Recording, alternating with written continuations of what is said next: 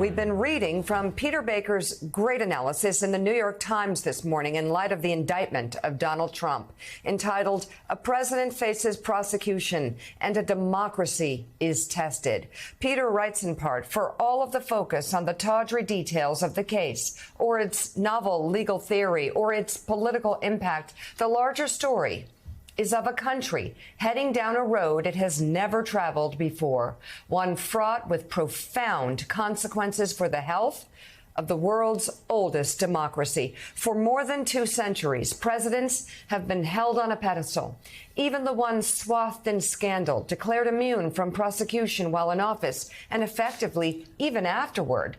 No longer. That taboo has been broken. A new precedent has been set. Will it tear the country apart, as some feared about putting a former president on trial after Watergate? Will it be seen by many at home and abroad as victor's justice, akin to developing nations where former leaders are imprisoned by their successors?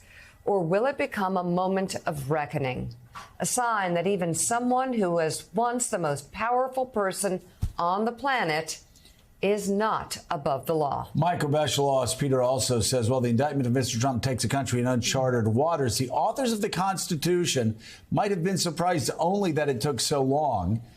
President impeached by the House and convicted and removed from office by the Senate, quote, shall nevertheless be liable and subject to indictment, trial, judgment, and punishment according to the law. Article 1, Section 3 of the Constitution declares. So ex-presidents, says the Constitution, the writers of the Constitution, shall be liable and subject to indictment, trial, judgment, and punishment according to the law. We've never done it before. Well, we're doing it now with this indictment, just as the founders of the Constitution foresaw.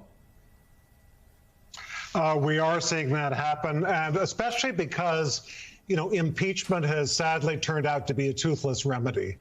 All of us, Mika and Joe, sat through those 2 Trump impeachments, and the result was foreordained from the beginning.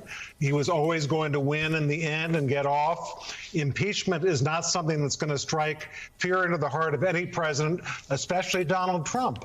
But now that an ex-president has been indicted, we've turned this presidency from this punishment-free zone, which it has been for over 2 centuries, at least in terms of criminal punishment, and now cause presidents to think that they have to live by the same laws that the rest of us do. And the other thing is, are we going to live in a system of mob rule when Donald Trump puts up a social media post with his baseball bat, with D.A. Bragg at the right, essentially threatening violence against the D.A.? And when he and his supporters threaten that mobs in the streets, groups of domestic terrorists maybe, will descend on judges or juries or those who are in favor of prosecution of Donald Trump, that's mob law. If we give in to that, we're overturning everything that the founders believed.